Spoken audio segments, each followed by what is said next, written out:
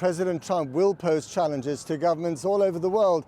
And that news today that Elon Musk, the billionaire owner of social media site X, joined in the first call between Donald Trump and President Zelensky of Ukraine. So how will those foreign leaders deal with the new president-elect? Mar-a-Lago, so much more than a country club. Trump's White House in waiting, defended like a fortress. Beware of the robot Rottweilers. It is here that the new America is being mapped out. And unlike in 2016, this Trump team is on a mission with a plan. Enter the godmother of Trump's victory, Susan Wiles, his campaign manager, his coach when he was coachable, a political fixer since the days of Reagan, and now the first female chief of staff since the beginning of the Republic. Come, Susie, come here. Come here, Susie. She, not Kamala Harris, is now the most powerful woman in Washington and beyond. And on victory night, Trump gave her top billing. The Ice Maiden, we call her the Ice Maiden. But the grandmother who looks like few other women in Trump world stayed silver-haired sphinx. For now, she's the gatekeeper to his mercurial mind. Susie likes to stay in the background. She's not in the background. Come here, say something. Come here. Take over, Elon, just take over. And if you're going to judge a leader by his friends, well, there's no escaping Elon, the richest man on Earth and outer space. The keystone of Trump's strange new electoral coalition of billionaires and ordinary bros. Elon is apparently taking part in some of Trump's calls with world leaders. So what can we expect from the new global order, or is it jungle? More a matter of men than alliances. Will Trump impose more trade sanctions against China? Will he defend Taiwan from Xi? What about his supposed bromance with Putin? The Russian leader called him yesterday to congratulate him, but will they do a deal to stop the war in Ukraine, and at whose expense? Also yesterday, two nervous-looking men at a summit in Budapest who in their own way are now dependent on the whims of Trump. Zelensky for the future of his country, Starmer for the future of the special relationship. Will it grant favoured access to the White House or become a noose around Britain's neck with some impossible choices? All vital questions awaiting answers the day Trump takes over. The President-elect of the United States, Donald John Trump. The last time Trump took the oath of office, he spoke about American carnage and was obsessed with the size of the crowd. This time, whatever the crowd, he has a clear mandate from the electorate. Will it make him calmer or more aggressive? Will it change the tone? Washington is awaiting the court of King Donald II. We will make America great again.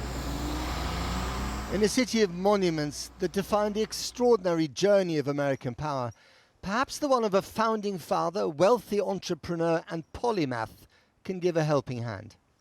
Benjamin Franklin, the embodiment of the American dream of his day, just as Donald Trump, who used to own the hotel next to the statue, is the embodiment of another version of the American dream, albeit less philanthropic, scientific, or indeed polite. But if Trump was listening to Franklin, he might pick up some advice, and it's this. Whenever Benjamin Franklin was in a foul mood, he used to write what he called a placebo letter, in which he vented, but that letter never got sent, and the mood calmed down all around. On the other hand, try that in the age of social media impulsivity. Lying against Project 25, which he knows, and so do... To that point, here was Trump, Coke in hand, dictating posts, reacting to Kamala Harris's convention speech in August. Thank you, everyone. Thank you, everyone. Thank you. Oh, too many thank you. Rule by post on X, owned by his new bestie Elon, or on Truth Social, owned by Trump himself, will probably become the norm again. Many of them fired off from his bedroom in the White House before dawn has even broken on a weary and anxious world.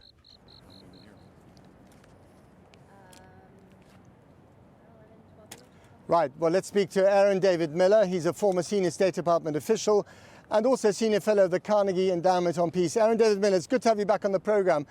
Let's start with Iran, first of all. How serious is this development with Iran that we heard about from the FBI and the Justice Department this morning? I mean, a significant, serious plot We don't know the details to kill the former president-elect. Very serious. Whether it would change Mr. Trump's calculations with respect to policy is unclear. There's been all sorts of speculation that the threat against George H.W. Bush influenced George W. Bush's policies on Iraq. But we really don't know that. You're dealing with a guy, frankly, and actually the plot could reinforce this, who doesn't really have a clear conception, in my view, of what the American national interest is.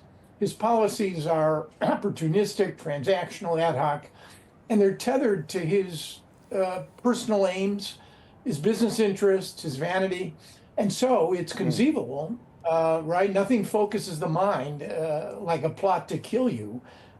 It could, in fact, reinforce, not that they need reinforcement, Mr. Trump's hostility and maximum pressure campaign toward Iran. Can I just offer another point, though, before we go on? You know, we don't do kings in America. We leave that to the Brits, the Europeans, Charlemagne, the czars. We still have guardrails in this country.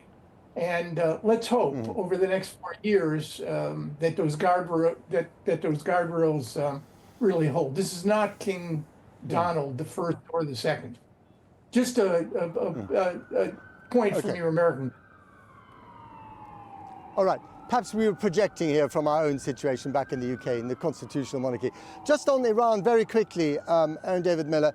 I mean, I'm slightly confused. I wonder if you can clear this up, whether Trump wants regime change in Iran or does not want regime change in Iran. You know, does he want to get involved in some kind of conflict that is brewing between Israel and Iran at the moment? What do you think? Yeah, look, my takeaway here, again, based on my first point, is that what Donald Trump does not want is a major Israeli-Iranian war which draws the United States in and affects the price of oil. That's number one. Donald Trump does not want to be the American president on whose watch Iran finally moves from a nuclear weapons threshold state to actually a state that actually can acquire relatively quickly, according to some experts, a deliverable nuclear device. He will be tough, but I wouldn't rule out the possibility of leaving the door open. After all, he fashions himself the greatest negotiator in the history of the universe for some pathway forward. But no, I think the default position here is going to be maximum pressure. Whether that means enabling an Israeli strike or joining the Israelis in an American strike remains to be seen. Right. Let's move to Elon Musk listening in on that call to President Zelensky of Ukraine and apparently taking part in that call, actually speaking to President Zelensky, which he has done on several occasions before. Elon Musk is many things. He's an engineer, he's an entrepreneur, he's the owner of X, but he's not a foreign policy expert. Does it bother you that Musk seems to have this very prominent role? In a way, it sure does. I mean, Elon Musk's half a dozen companies all depend on access and government contracts. And we know he's pushing aggressively to hire several of his either SpaceX or Tesla employees for jobs at the Department of Defense. Look, this to me is not a good sign. It's not a good sign because in part it may be the blind leading the blind. It's not a good sign because it crosses the line between what we would consider the interests of the private sector in America and American national interests. You know, the old saw, what's good for GM was good for America and vice versa. I mean, that holds in many respects, but not if you are giving an individual special access to government contracts, special access to classified material, and putting him in a position where he is providing advice to a guy who clearly needs it. The question is whether he needs it from Elon Musk. But just very briefly, I mean, Elon Musk, I think, was also reassuring Zelensky about the use of Musk's Starlink satellite network, which is something the Iranians might want to hear from the horse's mouth. Yeah, I mean, I think that's right. And it really does raise the question. Zelensky apparently left the call somewhat reassured about the direction of the putative Trump administration's policies on Ukraine. I guess we'll see. Okay. Aaron David Miller, thank you very much indeed. Well, 3 days on, the final results are still coming in for both the presidency and Congress. So let's take a quick look at where we stand exactly. Nevada and Arizona are still outstanding in the presidential race, With almost all votes counted, Donald Trump is projected to win Nevada. He's also ahead in Arizona, but almost a quarter of votes have yet to be counted there. That leaves him with 295 electoral college votes and Kamala Harris on 226.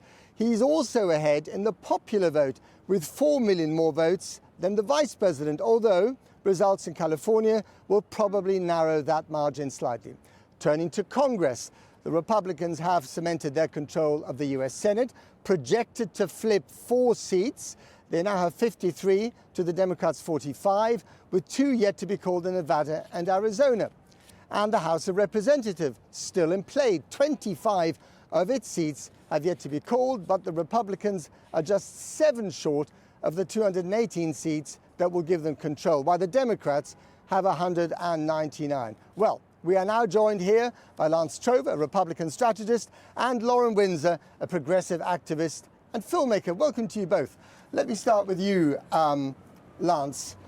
What do you hope Trump will do in terms of the new world order that he can now preside over to some extent? And is it really okay to have Elon Musk in on these calls? Well, I think what we saw on Tuesday night was a rebuke of the last 4 years and the policies that were basically took the Trump policies and ripped them all to shreds. And we saw record inflation in this country. We saw a border spiral out of control with illegal immigrants flooding into this country. And what you saw on Tuesday was a rebuke of those policies. I expect that the president will keep his promises and work to get the border under control. I think he will start on day one by instituting executive orders, reinstituting the ones that he had in place prior to him leaving the presidency in 2021, and then start to work on, and hopefully I hope that the Democrats come along and work with him to pass some policies to get that border under control. And if you don't get your majority in the House of Representatives, to what extent does that flummox him? I think either way, my sense is, and you talk to both Democrats and Republicans, the sense is that probably Republicans are going to control it, but whoever does control it, it will be a very small majority. I don't think anybody's really disagreeing with that. And that just means that Washington's going to have to work together to bring some of these policies to the table. But I would just argue that the country spoke pretty resoundingly on Tuesday, and Donald Trump does have a mandate. And so I think that Democrats ought to take heed of that. Lauren Windsor, can the Democrats work with the Republicans on all these projects? I think they should. I think that bipartisanship has taken on a very, status of being a dirty word in modern politics. I am a big believer that voters should get exactly what they voted for. So I hope, though, that it's very clarifying for folks about what that actually means. Right. Clarifying in a good way or a bad way?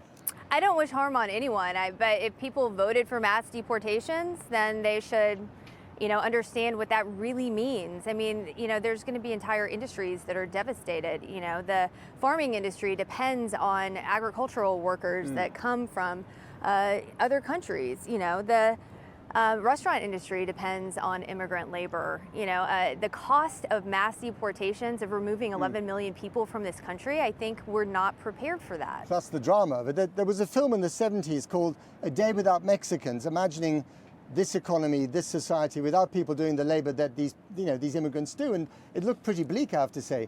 I mean, I don't think Lance is going to pick his strawberries, so I don't think that any of these. That's a fair point, isn't it, Lance? I mean, I like strawberries. I'm not opposed to picking them.